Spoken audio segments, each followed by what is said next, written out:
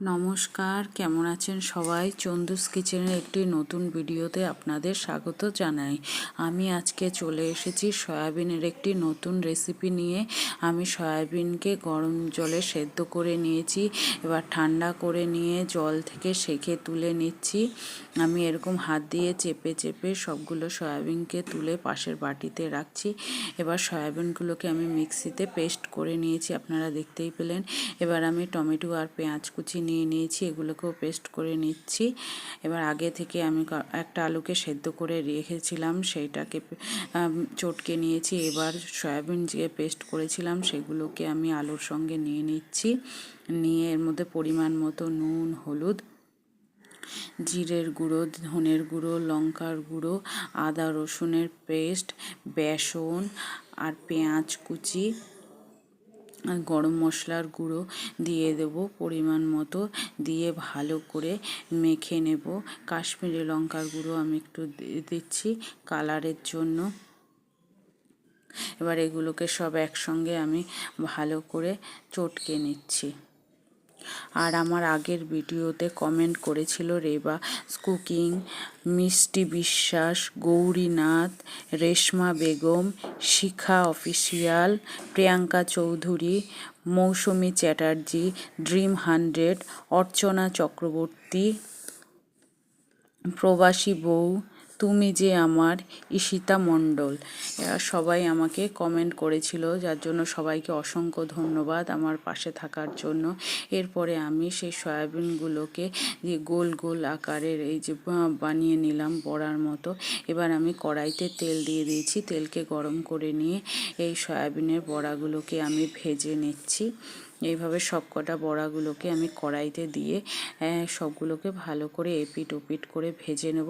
আর বন্ধুরা, আমি একসঙ্গে সবগুলো দিয়ে দিয়েছি, তোমরা এইভাবে করো না, তোমরা কম করে করো, তাহলে ভাজতে অসুবিধা হয়, ভেঙে যাওয়ার ভয় থাকে। আমারও কয়েকটা একটু ভেঙে ভেঙে যাচ্ছিল। আর তোমরা চাইলে বেশি তেলেও ভাজতে পারো, আমি অল্প তেলে ভেজে তুলে নিচ্ছি।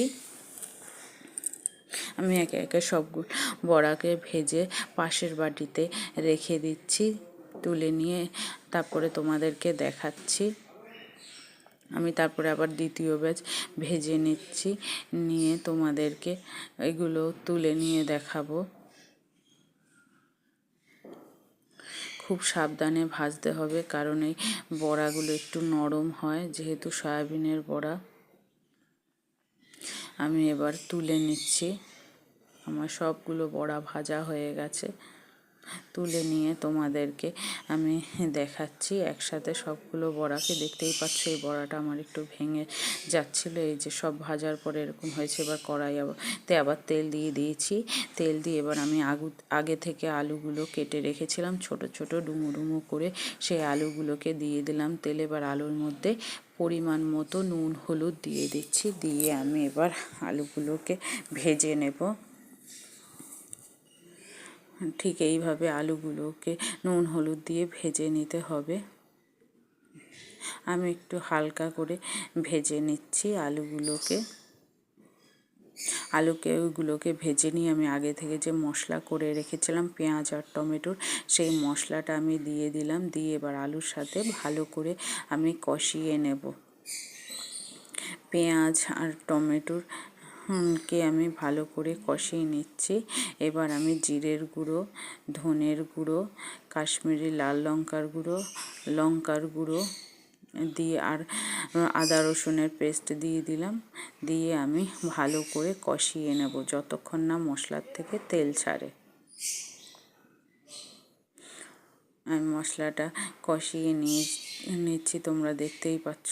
এবার মিক্সি বাটি ধুয়ে আমি সামান্য জল দিয়ে দিলাম, মশলার যাতে নিচ দিয়ে লেগে না যায়।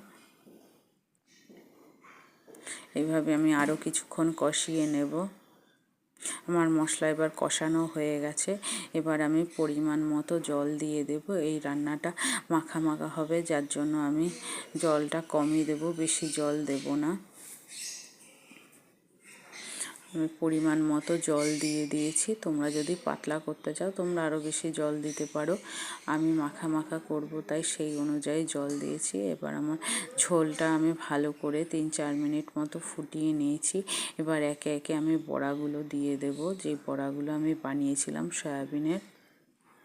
সবগুলো বড়াকে আমি দিয়ে দিচ্ছি। দিয়ে খুব সাবধানের সাথে রান্না করতে হবে, কারণ বড়াগুলো খুব নরম, তাই যাতে ভেঙে না যায় খুব সাবধানে আমি খুন্তি দিয়ে নেড়ে দিচ্ছি। নেড়ে তরকারির সাথে মিশিয়ে দিচ্ছি বড়াগুলোকে। বড়া দিয়ে বেশিক্ষণ রান্নাটা করতে হবে না, 2-3 মিনিট মতন মিডিয়াম আঁচে রান্না করে নিলেই হয়ে যাবে বন্ধুরা।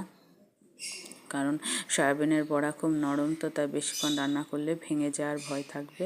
এবার আমার রান্নাটা হয়ে এসছে। এবার আমি গরম মশলা গুঁড়ো দিয়ে দিলাম, দিয়ে খুব সাবধানের সাথে মিশিয়ে দিচ্ছি। দেখতেই পাচ্ছ আমার তরকারিটা একদম মাখা মাখা হয়ে গেছে। এবার আমি গ্যাস অফ করে দিয়ে নামিয়ে নিচ্ছি। এবার নামিয়ে নিয়ে গরম গরম ভাতের সঙ্গে পরিবেশন করে দিলেই হয়ে যাবে বন্ধুরা। টাটা, ভালো থেকো।